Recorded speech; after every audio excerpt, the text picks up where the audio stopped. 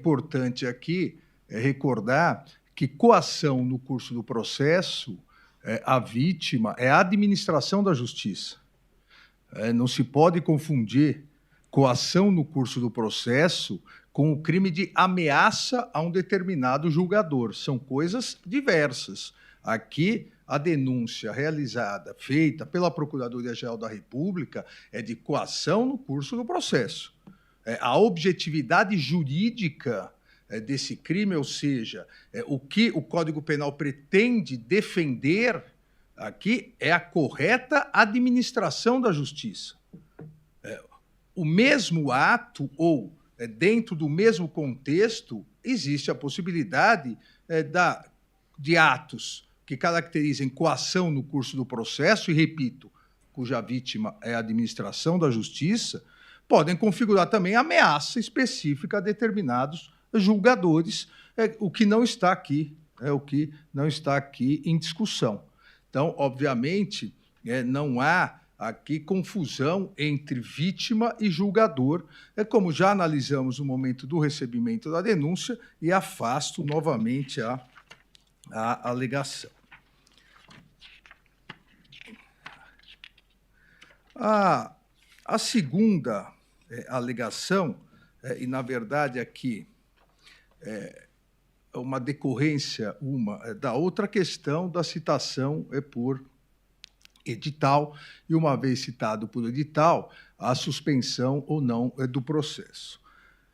E aqui é importante, e nós agora, a turma julgou semana passada um caso absolutamente semelhante, por unanimidade, em sessão virtual, mas aqui é importante perquirir duas questões. A primeira, o réu, qualquer que seja o réu, ele pode se utilizar da própria torpeza para se beneficiar? Essa é uma primeira questão. E a segunda questão foi trazida, inclusive, na sustentação oral da Procuradoria-Geral da República, qual é a ratio da norma em se pretender suspender quando não há o conhecimento da acusação por parte do réu. São essas duas questões que resolvem aqui essas duas preliminares trazidas pela defesa. Todos nós vamos nos recordar que o réu ele tirou licença em março de 2025, licença do mandato de deputado federal, e aqui já, de roldão, vai uma outra preliminar. O Supremo Tribunal Federal é pacífico, no sentido de que deputados licenciados perdem a imunidade, e em que pese, mesmo que não licenciado estivesse, há necessidade dos atos praticados terem relação com o exercício do mandato.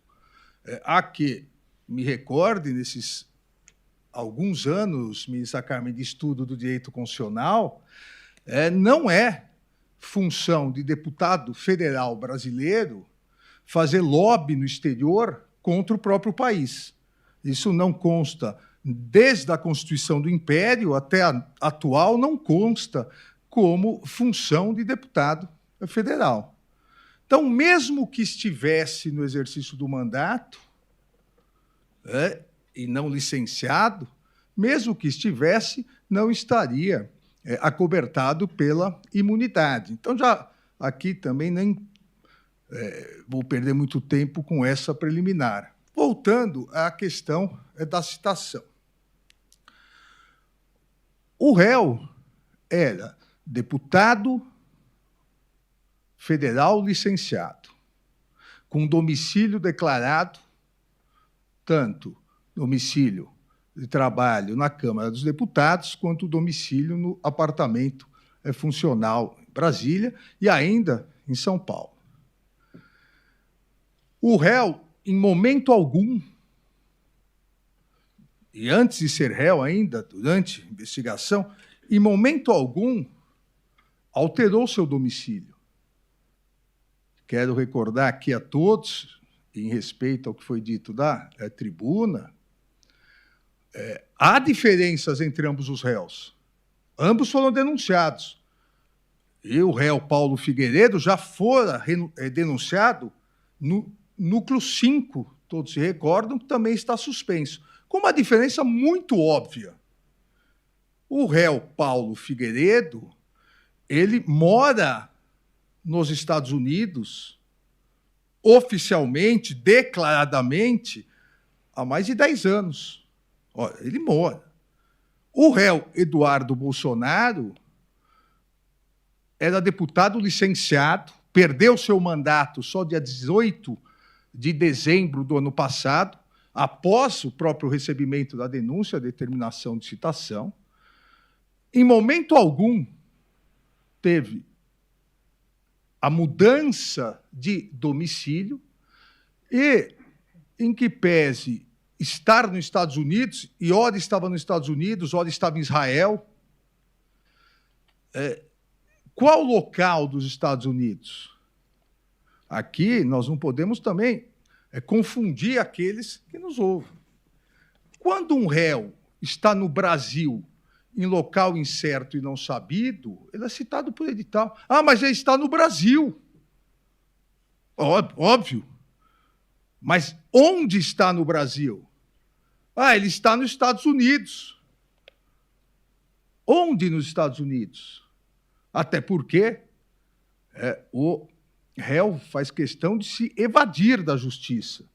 Eu vou mostrar a própria fala do réu dizendo isso, dizendo que estava se evadindo da justiça, não voltaria para o Brasil, mesmo que perdesse o seu mandato de deputado federal, com medo de que, voltando ao Brasil, pudesse ter, por parte desse Supremo Tribunal Federal, uma cautelar de apreensão do seu passaporte e ele não pudesse se evadir de novo. Então, não há dúvida, nenhuma dúvida, de que o domicílio do réu era aqui, no Brasil, domicílio declarado. Até dia 18 de dezembro, ele era deputado, faltoso, mas deputado, tanto que foi cassado por ter mais de 1/3 de faltas no ano legislativo. E até hoje, o réu se defende num processo administrativo disciplinar na Polícia Federal para tentar manter o seu cargo, que também ele está faltoso, porque deveria, no dia 19 de dezembro do ano passado, um dia após ser cassado como deputado federal, deveria ter voltado à Polícia Federal, porque é escrivão de polícia. E se defende para manter o seu cargo. Ou seja, até hoje, até a data de hoje, no julgamento, em momento algum, nem o próprio réu, em qualquer lugar, disse que mudou o seu domicílio, que o seu domicílio é os Estados Unidos. Ele só disse que não volta para o Brasil com medo de responder pelos crimes que praticou. Então, volta a questão. Pode o réu, qualquer que seja o réu, pode o réu se beneficiar da própria torpeza? E nós aqui na turma decidimos semana passada caso extremamente semelhante. Um réu brasileiro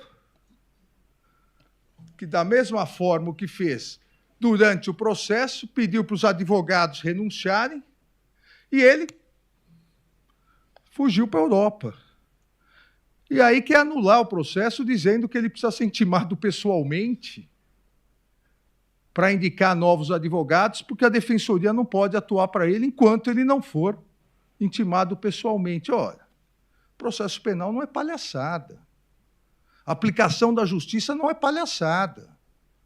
As normas existem para garantir o contraditório, a ampla defesa, dentro da paridade de armas, não para que fraudes e crimes praticados para outros crimes continuem se perpetuando. Então, não pode, como a primeira turma, por unanimidade, decidiu, não pode o réu, qualquer que seja o réu, não pode alegar e se beneficiar da própria torpeza. Principalmente, e aqui vem a segunda questão, ministra Carmen, ministro Zanin, principalmente quando o réu tem total conhecimento da acusação. Desde a investigação até a data de hoje, uma vez que postou, hoje novamente, ameaças à justiça brasileira. Ou seja, nós vamos brincar aqui de que o réu pode ficar foragido, pode ficar reiterando seus crimes pelas redes sociais e não pode ser processado quando acompanhou todo o procedimento. E não sou eu que digo, é ele que diz, o próprio réu, que diz que acompanhou todo o procedimento. Aqui, o réu tenta, os dois réus postando uma foto na grade da Casa Branca, fora da grade da Casa Branca, dizendo 2 pessoas, um procedimento distinto para cada, ou seja, eles sabiam a acusação. Uma carta rogatória e outra citação por edital e indicação para a defensoria defender, ou seja, eles sabiam toda a sequência. E por que 2 procedimentos diferentes? Porque um realmente mora nos Estados Unidos. E aí não há discussão se o domicílio é no estrangeiro. Continua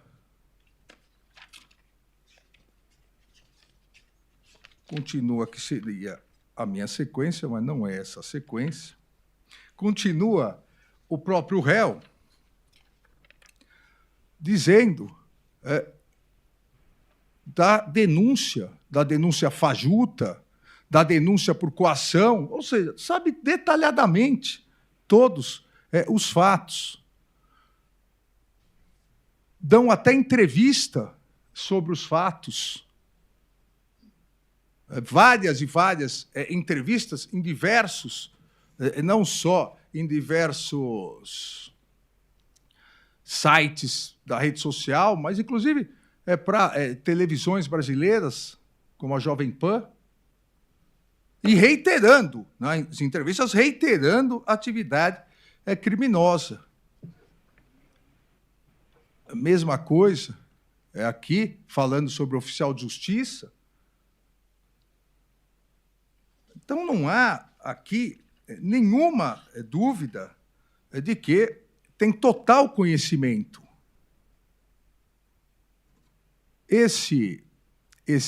Essa postagem é a última postagem.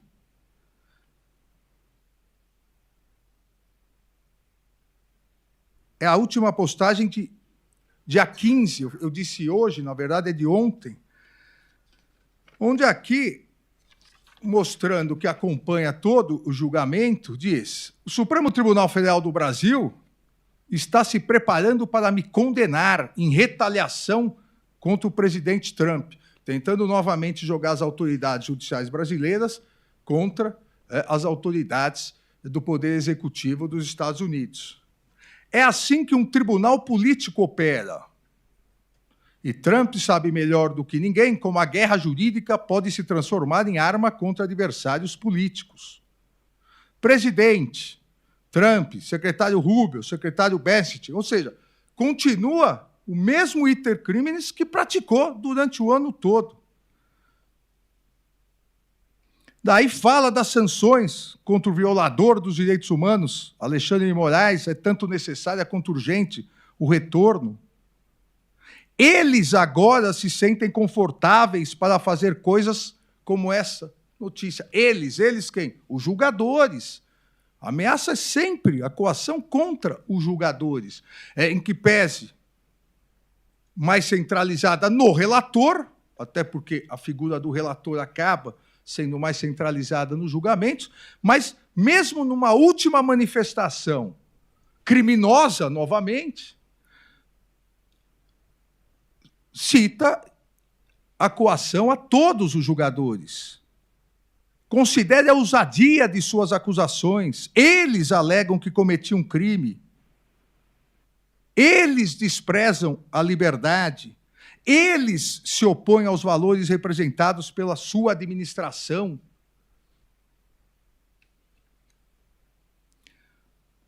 Isso segue.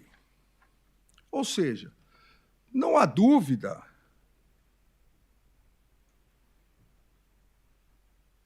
Eu vou aprender ainda. Não há dúvida de que tem o total conhecimento. O total conhecimento sobre os fatos, sobre toda a sequência, porque esses posts do próprio réu vão desde o inquérito, a denúncia, a citação por edital, até a véspera do julgamento. E aí há vários vídeos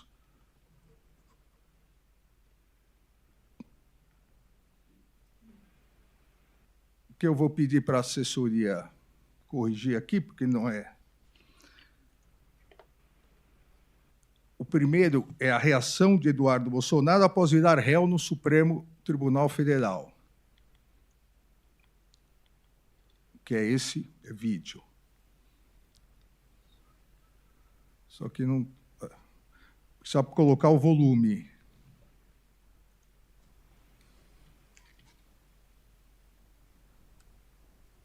Só um minutinho, presidente. Primeiro, se eu estiver cometendo algum crime aqui nos Estados Unidos, Moraes está acusando os Estados Unidos de proteger um criminoso. Segundo, por que ele não usa os canais oficiais, me manda carta rogatória? Porque ele está com medo de levar um sermão, de novo, do DOJ, que é quem recebe esse tipo de expediente aqui nos Estados Unidos. E entrando no mérito da coisa, é impossível cometer o crime de coação, porque ele está dizendo que a Perdão. Entrando no mérito da ação. Ou seja, total conhecimento da acusação e vai, inclusive, fazer a defesa, uma vez que é formado em direito, né? Então, conhece os termos jurídicos. Vamos lá, pode soltar. Não, o anterior. Primeiro, se eu estiver cometendo algum crime aqui nos Estados Unidos, Moraes está acusando os Estados Unidos de proteger um criminoso. Segundo, por que ele não usa os canais oficiais, me manda carta rogatória? Porque ele está com medo de levar um sermão, de novo, do DOJ, que é quem recebe esse tipo de expediente aqui nos Estados Unidos. E entrando no mérito da coisa, é impossível cometer o crime de coação, porque ele está dizendo que a Magnitsky, Tarifa e outras ações da administração Trump, né, são porque eu comandei eles para tentar livrar meu pai da cadeia, o que é um absurdo, né? Eu nunca trabalhei pela absolvição do meu pai, eu trabalho pela anistia ser votada por um Congresso livre das ameaças de Alexandre de Moraes. Então, como o crime de coação exige um meio ilícito, e a Magnitsky não é um meio ilícito, é um meio legal aqui dos Estados Unidos, e um instrumento que esteja à minha disposição, e a Magnitsky eu não assino, né? Nem Tarifa eu assino, quem assina isso é o Trump e o secretariado dele. Então, notoriamente, esses são crimes que não competem a mim, eu jamais poderia estar sendo acusado por isso. Então, o que está acontecendo de verdade? Moraes está usando a política dentro do tribunal para limar a possibilidade que a direita tenha uma maioria no Senado ano que vem, e no mais eu posso garantir. Daqui, nós não vamos parar, não vamos precipitar e não vamos retroceder. Nós venceremos. Não há dúvida do total conhecimento da acusação, só que do total desconhecimento do direito penal, que no artigo 29 diz que quem de qualquer forma concorre para os crimes responderá na medida de sua culpabilidade. Para o direito penal do réu, se alguém determina ou compra uma arma para matar outro, só responde quem matou, não quem instigou, induziu ou auxiliou. Isso é uma norma básica prevista no artigo 29 do Código Penal. Não há, como eu disse, não há nenhuma dúvida, volto a insistir, sobre o conhecimento do réu. Aqui, novamente, em outra entrevista, uma série de entrevistas, o réu também se manifesta. Vamos lá, podem soltar. Uma ilegalidade feita pelo Moraes e pela primeira turma do Supremo Tribunal Federal, né? E para reforçar o quanto justo que foi a aplicação da Lei Magnitsky contra esse violador de direitos humanos. Né? Vale lembrar que não só ele, aquele que me acusa também está diretamente envolvido nos fatos no qual agora eu virei réu. Né? Estou falando especificamente do Procurador-Geral da República, Paulo Gonet, porque ele também foi sancionado com a perda do visto norte-americano, e agora eles, né, Gonet junto com Moraes, não se declaram impedidos e colocam adiante uma acusação fajuta contra mim. Por que ela é fajuta? Porque o crime de coação ele tem 2 requisitos. Um é uma ferramenta à minha disposição. Como o próprio Moraes falou aqui, a Lei Magnitsky, né, é o que justifica, o meio de... Aqui vai repetir tudo a mesma coisa, mas aqui muito claro, então, que tem o total conhecimento das acusações, acompanhou o processo e simplesmente se evadiu para não ser citado pessoalmente. Há uma ilegalidade. Há uma outra gravação. A outra. Não. Essa, exatamente. Onde fala o porquê não volta para o Brasil. Pode colocar. Com relação à minha decisão de ficar aqui, eu tentei ser o máximo racional possível, né? Deixar de lado emoção, paixão, porque isso tudo inevitavelmente acaba envolvendo família, esposa e etc. Mas eu fui na linha aí do que o Salles falou. Onde é que eu sou mais útil? Né? Onde é que eu sou mais imprescindível? É aqui nos Estados Unidos. Né? Aqui quando eu chego, né, com todo respeito aos demais parlamentares, não é um deputado federal do Brasil que está chegando. É o Eduardo, né? O Eduardo que participou do CIPEC, é o Eduardo que já foi não sei quantas vezes lá no Mar-a-Lago, que já jantou umas 3 vezes com o Trump, é o Eduardo que conhece o Jason Miller, que fala com o Steve Bannon. Então, a gente chega aqui com uma credencial de relacionamento pessoal, e isso, de fato, só eu consigo fazer. Se eu retorno ao Brasil e o Alexandre de Moraes, né, amanhã, acorde de mau humor e queira pegar meu passaporte, acabou. Não tem como você fazer uma reunião na Casa Branca por videoconferência. Pronto, né? Não existe como você substituir. Ótimo, Então, aqui, novamente, o porquê se evadindo e em nenhum momento fala de alteração do domicílio.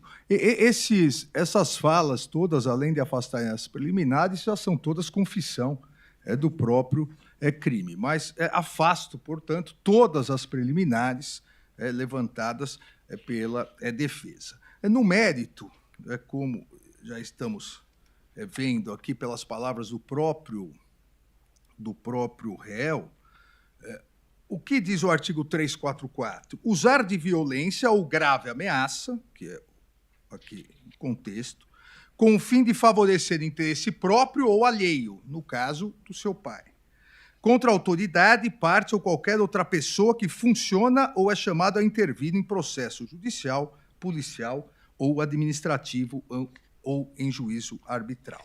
E a denúncia descreve, e já foi reiterado aqui nas alegações, na sustentação oral, a denúncia descreve detalhadamente todos os crimes praticados numa continuidade delitiva por parte tanto de Eduardo Bolsonaro quanto de Paulo Figueiredo. Ambos praticaram, em concurso de agentes, os crimes. Como disse anteriormente, um por morar lá, houve o pedido de citação por carta rogatória. E claramente, em várias postagens, entrevistas, diziam, olha, e eu vou também colocar, há uma passagem que diz, olha, se julgar e condenar, vésperas da sessão da primeira turma.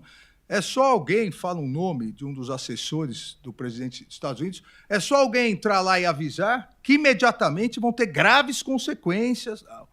E todos lembramos a sequência, né, de ameaças feitas pelo réu, que se vangloriou novamente, e quando chegar lá não é um deputado, é ele que tem toda essa influência. Então, as próprias palavras do réu afastam as alegações da defesa. E aqui, as condutas, elas não se inseriram num contexto genérico, como também dito pela defesa, um contexto genérico de livre manifestação de expressão. Não.